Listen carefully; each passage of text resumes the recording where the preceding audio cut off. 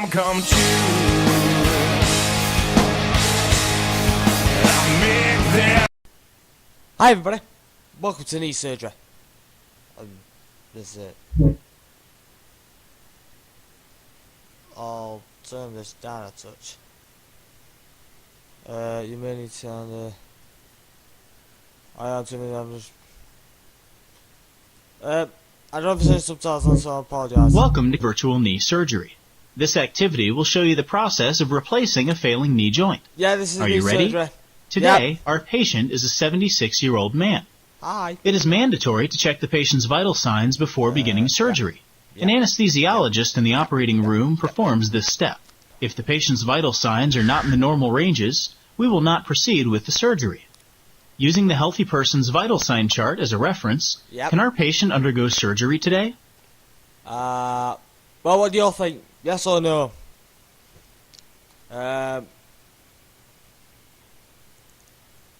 Is 97 to 99 degrees okay? That's boiling point. Heart rate 60 to 100 beats per minute. Is that okay?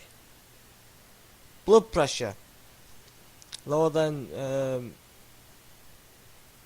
well, obviously it's going to be yeah, obviously. So It looks yeah. like surgery will proceed as planned. Take a moment to look at our patient's x-rays. Which knee do you think needs surgery? Which one's got the ball joint gone, basically? I think right knee, but we're just going to go for left knee, just for safety precautions, obviously. You're right. His left knee appears worn down and lacking cartilage, which is likely the cause of his pain. The nurse has begun prepping our patient for surgery by placing an IV needle in his right hand. Now it's your turn. Use the marker and write your initials on the proper knee to be operated on. This may seem silly, but it's an actual step taken to prevent wrong site surgeries.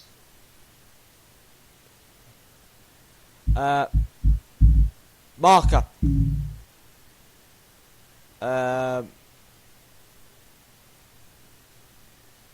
Nope.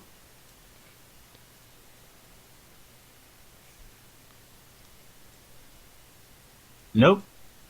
Nope, nope, nope, nope.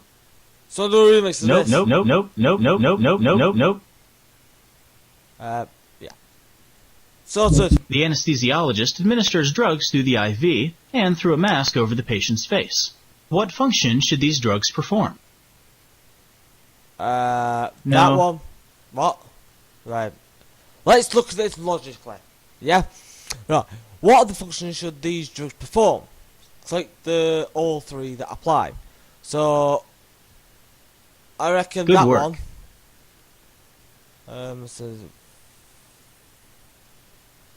Fantastic. That Great. one.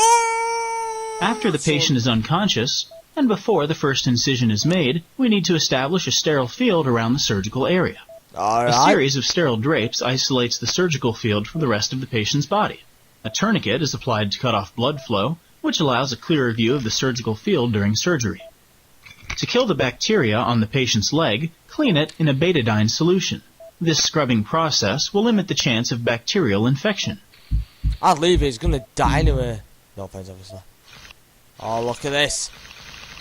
I've actually got flash player that actually works correctly. Yes! Betadine scrub is applied 2 more times, followed by the final arrangement of sterile drapes. Yeah.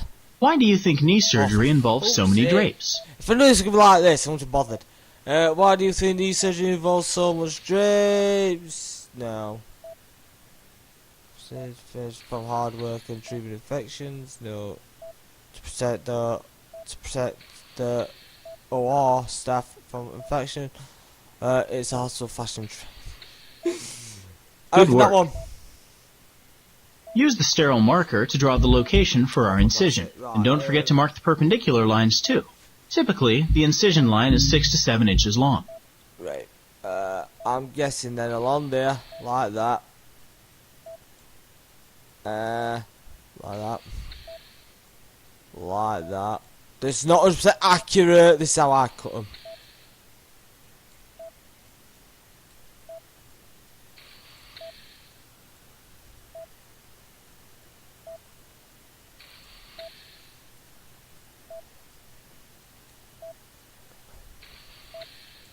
Like a boss. What purpose do you think the perpendicular lines serve? Nope. Indicate which knee. Nope. No, make it easy to... Outstanding. Now for the incision. Take the scalpel and cut the skin following your markings. Yeah, man. Let's use the Bovie pencil to cauterize the veins. This will help decrease blood flow into the surgical field. What's Bovie? Yes. Yes. Yes. Yes. The rake yes! retractors fold the skin and tissue out of the way, exposing our patient's knee. Sorry. To operate, we need the patient's knee elevated and bent so the bones are fully exposed. Sorry. Oh. 90 degrees. Now the leg is at the proper angle. Use the rongeur to remove the anterior cruciate ligament, or ACL, the meniscus, and any bone spurs that may be lurking about. Yeah, I see that. Alright. Are you a good sculptor? It's time to shape the femur, tibia, and patella so the new knee components fit properly. A hole must be drilled inside the femur to set up the distal femoral cutting jig and alignment device. What drill? Get the dual drill! Imagine you have the jig is put into position and helps ensure that the cuts made to the bone are exactly what are needed. Now hammer in the pins to hold the jig. Why don't they just walk or put this as normal? As like top at knee? Bottom at knee? No, we can now remove the alignment device. The pins will hold the jig firmly in place. Now for some real bone shaping. Use the bone saw to cut the bone so it is prepared for the new femoral component. That's not actually bad, it's just a cutting first. Well, as soon as you get into it, it's like, yeah. It's Another cutting jig, along with the bone saw, allows us to finish shaping the femur. I will do that. Let's move on and shape the tibia. The tibial cutting jig is aligned with the big toe and the highest point of the tibia. This will ensure the leg is properly aligned after surgery. Secure the jig in place with more pins. Cool. Use the mallet. Use the bone saw to cut off the top of the tibia and prepare it for the new tibial components. Bone saw! You know, I'm not saying much in these. You actually learn quite a lot, actually. Now we'll use the patellar cutting jig and bone saw to remove the back of our patient's patella. I never knew this was be so very bad. What's the patellar jig? That one.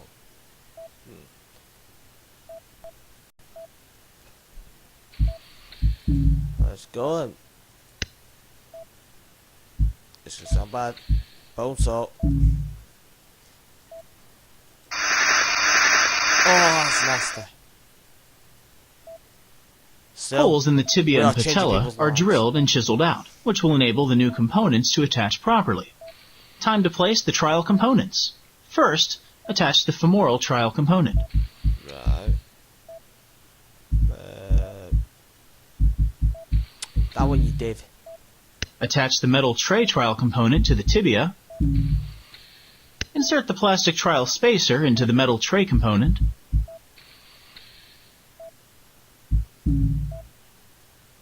Lastly, attach the patellar trial component. You know I'm taking so long to do this, it's unbelievable. Why do you think the two tibial components are inserted separately instead of as one unit? Conduct a range of motion tests to assure proper knee alignment and successful prosthetic fit. Typically, a normal range of motion allows the leg to move from 0 to 130 degrees. Yes. How does our patient's range of motion look? Shocking. Knees aren't meant to bend sideways, so it's important to determine whether there is a gap or space between the femoral and tibial components. There's no noticeable gap, so this knee is a good fit. Why do you think there are so many steps taken to ensure proper alignment? Great. How'd you guess that one? We've tested the trial components. Now let's remove them and prepare for the permanent components by applying a special cement compound that binds metal and plastic to bone. A scrub technician has mixed up a batch of cement for you to use. With the cement in place, the final components are permanently attached to the knee. Any excess cement will be scraped off and thrown away. Lay the leg flat on the table so the new knee components put pressure on each other. This allows the bone and components to bond with the cement. The cement can take anywhere from 10 to 15 minutes to harden. We perform our range of motion tests one final time. Yes, make sure everything's working correctly. Does that look like it's working correctly? Better do. Our patient's new knee is looking good. Let's close up the incision. First, suture the deep tissue and fat layers back together. Ah, this one has some quick. For closing the surface incision, you have a choice between the stapler and Oh, the she suture. kept the JBT on. What?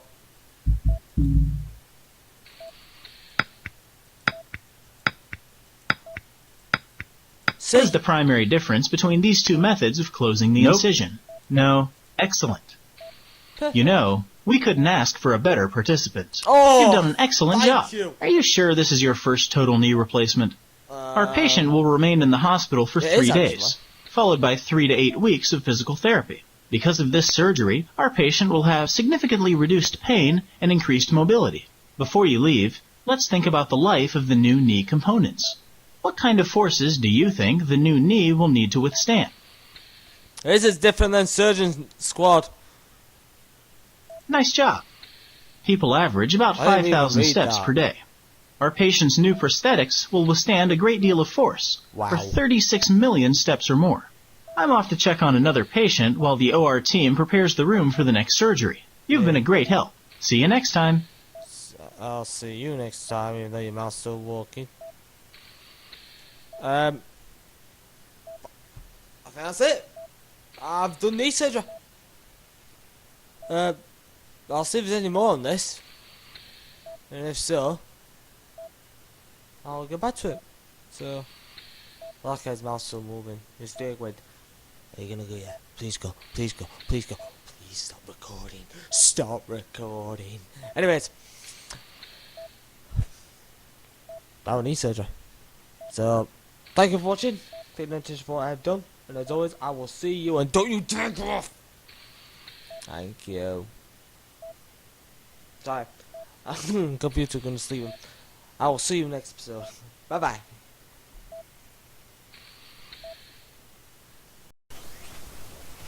Subscribe for more. And hit the like button for more. And share with your friends on Twitter and Facebook. And comment if you like the new outro. Every little helps. This song just makes me so happy.